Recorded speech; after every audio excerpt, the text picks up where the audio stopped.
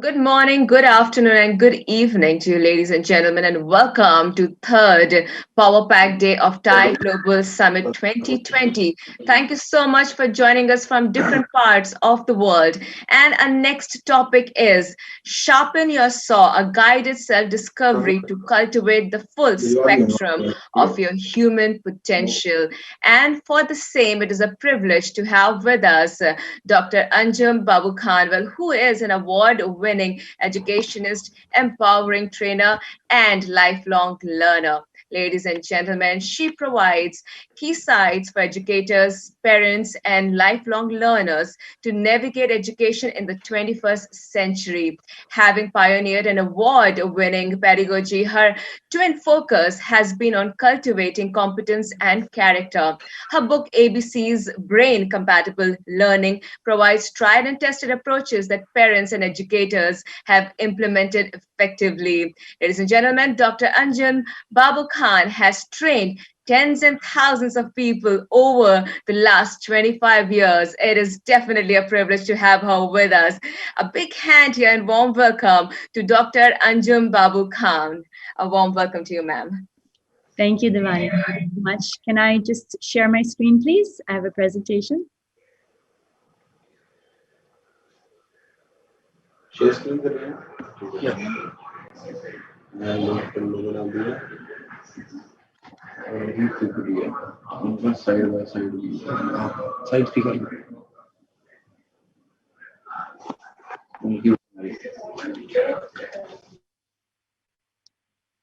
Okay. Thank you. Can you see my screen? Yes, ma'am, we can. Okay, thank you so much. Hello, everyone. This is Anjum Babu Khan, and it's an honor to be here today to be addressing entrepreneurs. Usually I address education audiences, but what I'm going to be sharing with you is something that you all can take as entrepreneurs to sharpen your saw. It's going to be a guided self-discovery. I'm going to go a little bit fast because we have probably 1/3 the time that I usually have to go over such material. But I hope that by the end of it, you're going to find various ways that you can pick up to develop a cutting edge within yourself as you sharpen your saw. So 2 things that I'm going to be talking about is the multiple intelligence spectrum of intelligence, as well as 7 habits, which some of you may already be familiar with. Oops, my screen has to go to the next. Okay, so those of you who are not familiar with the theory of multiple intelligence, Dr. Howard Gardner from Harvard University developed this theory. And basically, when it looks at intelligence, it actually, if you were to say, put it through a prism, you see these varying hues of different capacities, different skill sets, that an individual would have. So basically, in a nutshell, human beings have a multifaceted capability to develop various aspects of themselves. And that's what I'm going to be going over today. The other reference that I'm going to be actually using, and I'm synergizing both, is The 7 Habits of Highly Effective People by Stephen Covey. And some of you from the corporates, you already may be knowing this, but these are 2 things that have actually really had a dramatic influence in my life, not just professionally as an educator, as an edupreneur, or as a thought leader, but also in my personal life as well.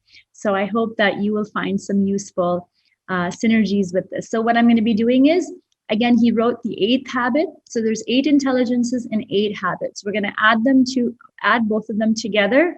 One of my favorite symbols is yin yang. We're going to be synergizing both of them. And the object of synergizing them is actually going to release something that is actually even more potent than using them by themselves.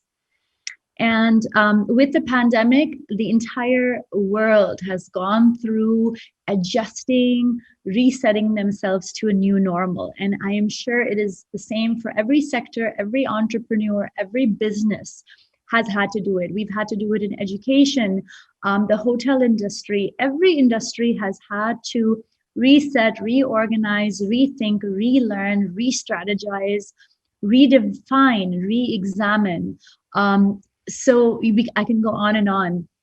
But we're going to be doing this across all the 4 dimensions of what it means to be a human being in terms of our physical potential. And this is something that you will get as an individual. And however you sharpen your saw, that cutting edge that you would be bringing to the table in your business is something that will yield results for what it is that you're doing, not just in your professional life, but in your personal life as well. So let's take you through those 4 dimensions. I also just wanted to make a point really quick, being an educator, is that when we look at all the 8 multiple intelligences and you align them with the 21st century skills that are required for any individual to thrive, and those are creativity, collaboration, critical thinking, communication, and character, you'll see that all of the multiple intelligences are aligned to 21st century skills. So basically, when you develop one, you're actually developing the other and vice versa. Okay, and there is this whole person approach that I recently designed in the pandemic, and that's actually taking both of them, but I'm kind of summarizing it in 4 different components that I'm actually going to be going into. And Covey, I learned these lines from him: to love, to learn, to live, and to leave a legacy. So first, we're going to be talking about the mental dimension. And one thing that I want to start out with is the fact that we all have neuroplasticity in our minds. Having learned cognitive neuroscience and being a student of psychology myself, the human brain has the capacity to learn throughout their life. And in the 21st century, we are constantly having to unlearn, learn, and relearn. And we need to keep developing our skills. And with the unprecedented change, we've had VUCA times, and we need these skills in order to keep reimagining and reinventing ourselves. Okay, so let me start off with first the verbal linguistic intelligence that Dr. Howard Gardner talks about. And communication, like I said, is a 21st century skill, always so important. But we need to ask ourselves, how do we improve our communication, whether it's in our verbal, written, or digital formats, for our businesses, for ourselves? How is it that we present ourselves? And we take a look at that in the light of the first habit, of Covey's habits. It's to be proactive, right? To realize that you're in charge. And when I was in college as an honors student, I remember taking a course called Communication and the Human Condition. And in that, it is basically that your words co-create your reality. We have to be impeccable in our word and the words that we speak and in the way that we communicate. And that co-creates our reality. It co-creates our human condition. And there's always things that we can do to constantly improve both of these expressions. There's debate, there's creative writing, there's poetry, there's proverbs, quotes. I mean, you can use anything to kind of, spice up how it is that you speak. My late father-in-law, Mr. Bashiruddin Babu Khan, who was a minister thrice in, the government, he was in debate, he was in theater, as a student, but those skills that he learned, he was one of the most articulate, charismatic, well-read people around. I mean, he could just mesmerize the entire assembly because of the investment that he had made into improving his verbal and written expressions through the activities of theater and debate and being well-read. It also helps us to advocate what it is that we stand for. It helps us to increase our circle of influence, as Covey talks about that, whether it's in person, print, and we harness the power of digital media with our posts, our tweets, our blogs, our articles, our branding, and how we actually put ourselves out there. And when we look at some other habits and how it applies to verbal linguistic intelligence, is habit number 5 is all about communication. First, seek to understand, then be understood, right? Listening skills, effective communication. I think most of the world were very bad listeners, but if you take even Stanford's design thinking, and when I was at Stanford, the first thing that they talk about in design thinking is empathy. And in empathy, you have to get the other person's world. If you are a business entrepreneur, you have to understand the customer, right? You have to think not the way you think, but how are they thinking? And you have to use and channelize yourself as to how are you going to be delivering value to that person. So listening skills always can improve in your personal life as well. And most relationship problems happen because of communication breakdowns.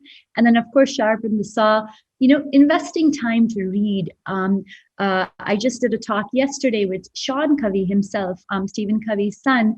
And I shared about read, lead, succeed. If you could just remember this formula. Bill Gates, Elon Musk, they're voracious readers. And when we read, it expands our mind and expands our capacity. And if you don't have time to read, I'll give you a shortcut. There's an app called Blinkist, and you can actually get like a 15-page or a 15-minute summary. You can even listen to it while you're working out on any book that you want to learn about. So please look into that. Also, there's a lot of apps. Some of us are still kind of working remotely and things like that. You can actually still sharpen your skills. These are just a few of them that I have put out. Personally, for me, I've tried to kind of expand and get out of my comfort zone. I've done a TEDx.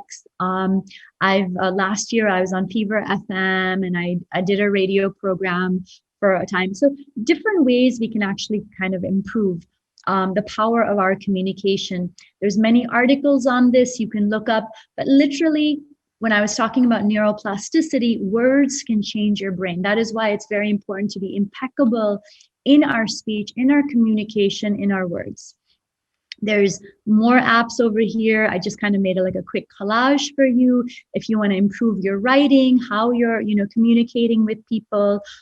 These are some more words. How do you fluff up your vocabulary? How do you sound more articulate and impressive? There's a lot of things that we can do.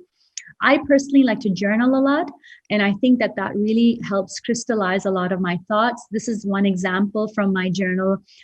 It was like, okay, if you could salvage one thing from your personal treasures, what would it be and why? And I just kind of wrote a response, but it helped me to really tune in on what I'd like to do. And I created a 25-year-old coffee table book for my husband as a result of that. It's like 140 pages, but it was because of all my journaling and my record keeping.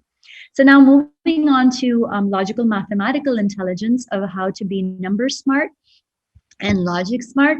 Ask yourselves, how can I effectively and critically analyze my information? How do I become more data-wise, data-driven? How do I, use Bloom's taxonomy, right, of applying, analyzing, synthesizing, evaluating information?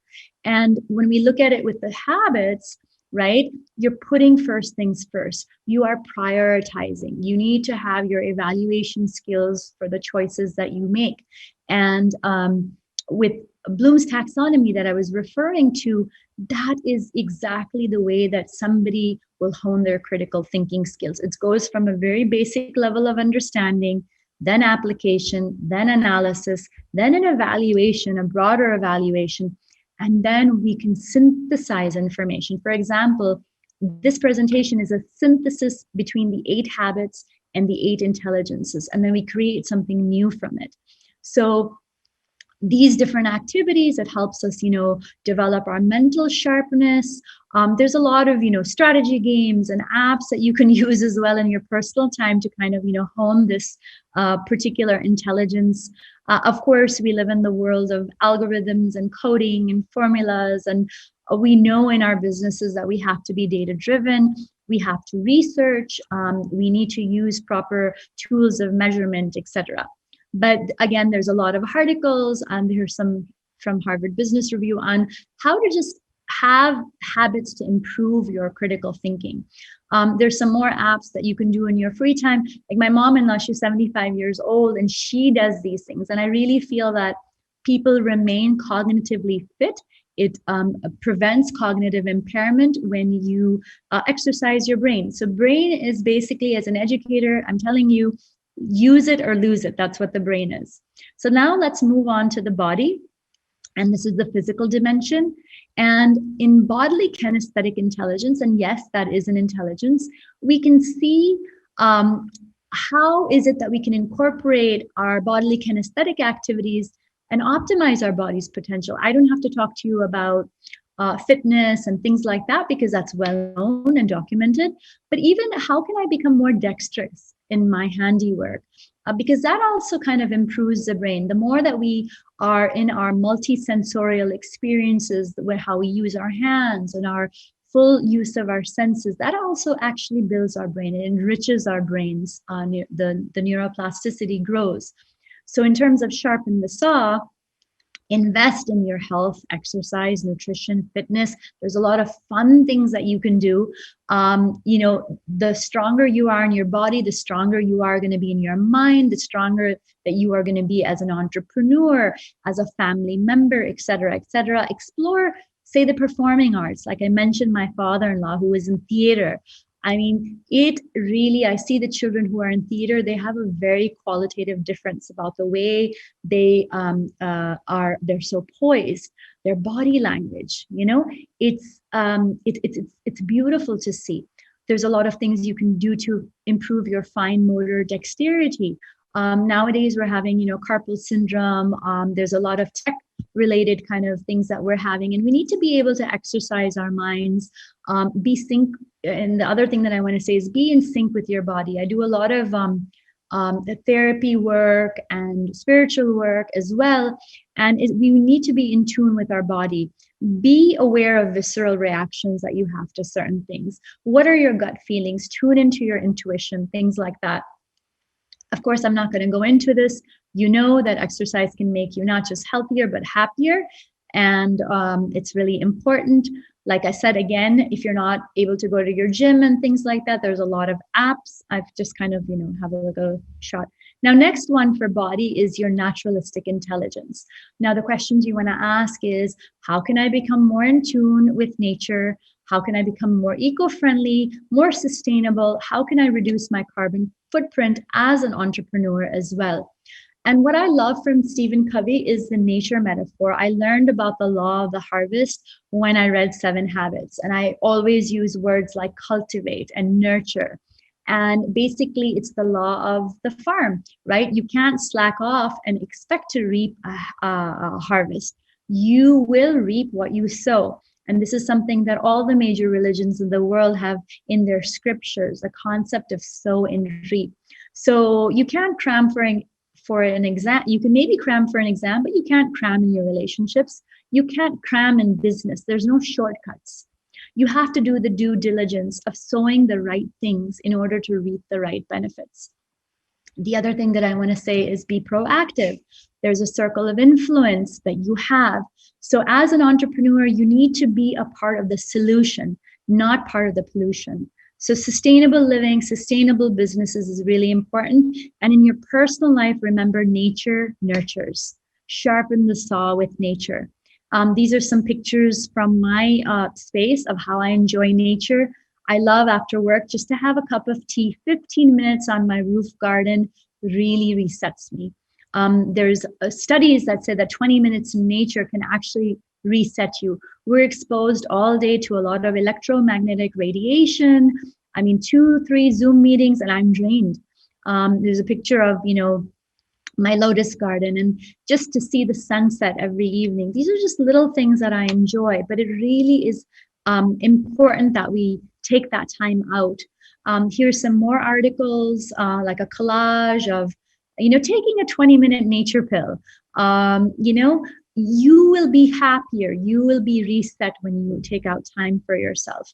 Here's some more apps. I know a lot of very successful business entrepreneurs. They love nature photography, for example. So try it out. Now, the other part is heart. And let me go through the emotional dimension. Intrapersonal intelligence is different from inter. This is self-smart. How can I develop my self-efficacy? It is the belief that I can do something. Now, hopefully after this presentation, you will have self-efficacy, that you can be a continuous lifelong learner. How do you set your personal fulfilling goals? How do you bring in mindfulness into what you do? There's a lot to be said about the power of self-reflection and the way that you use your time. And when we look at the habits, you see that being proactive, it's all really about conscious awareness, right? It's about willpower. And as Covey says in his book of the 7 habits, we are not animals, right? We don't have a stimulus and we don't react. We need to recognize that space between stimulus and response. There's a space, as Viktor Frankl said in Man's Search for Meaning. We have the ability to choose our response. And that happens when we are more mindful. It happens when we are proactive versus reactive. So develop that space. And that there lies your greatest freedom, is your ability to choose your response, your responsibility. Again, habit 2, beginning with the end in mind. This is all about visualization, right? The alchemist, when you want something, the universe conspires to help you achieve it. Rumi says, walk and the way will appear. So begin with that end in mind. Covey says all things are created twice. First, there is the mental creation, and then there is the physical manifestation of that vision, right? Putting first things first, invest in me time. Covey says you need at least an hour a day of me time, and where you sharpen all 4 dimensions of your being, and that will help you be effective for the rest of your day. Sharpen the saw. There's different things with intrapersonal intelligence. There's meditation. I personally use Deepak Chopra's meditations. They're just 14 to 15 minutes. And I do it while I'm like stretching after my exercise, and 5 minutes of meditation. It really, really is a very important part of my day. Different things you can do for emotional quotient. There's neuro-linguistic programming. I've done biography work. You can check that out. I also do a lot of journaling. But we really need to work on kind of going beyond the ego mind and connecting to our higher self. And I could say so much about this, but because of time, I won't. Here are some really popular apps like Headspace or Insight. And there's also journaling apps that you can actually try out to sort of center yourself and tune into your intrapersonal intelligence. Moving on to interpersonal intelligence, how can I develop my emotional social quotient? How can I develop empathy and enhance my people skills? Relationships, there's research, there's a Harvard 80-year-old longitudinal studies that says that relationships will help your health as well as your happiness, and we need to invest in them. And Covey says, he talks about the emotional bank account and how we need to deposit acts of kindness and invest in our relationships and make them richer.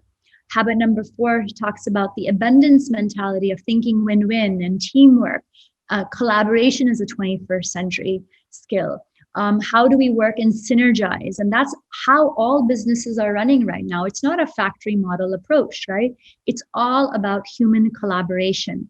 And how do we optimize people's social intelligences to work together, learn from others, have empathy, be better listeners, be better communicators, and invest in each other's relationships. So let me move on to now spirit.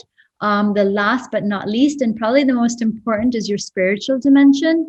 And spirit is something that it doesn't have to be religious even, but sometimes music can actually really spiritually sort of lift us. And how do we rejuvenate our spirit? Through poetry, through either the calming or the energizing effect of music.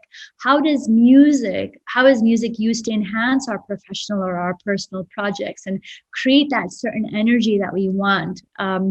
Learning how to play an instrument as an educator, I'll tell you, when you learn how to play an instrument and now you can do it digitally, it lights up maximum parts of your brain.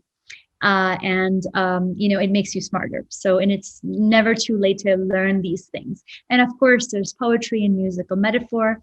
My life coach I had for a couple of months, and I remember I was struggling with something called guilt of having this me time to sharpen my own saw. And she's like, well, guilt, you don't want to let it go because it's worked for you. It's created success. It's helped you move forward and achieve so many things. So it's like that stinky, blanket that a little kid will have and he doesn't want to let it go. So you just have to kind of say goodbye. And then I said, well, I don't know how to do that. She's like, why don't you write a poem about it? And I did. And that's what you see on the left. But it actually helped it kind of, it really helped me. There was a real shift there when I did that. And that's just using poetry.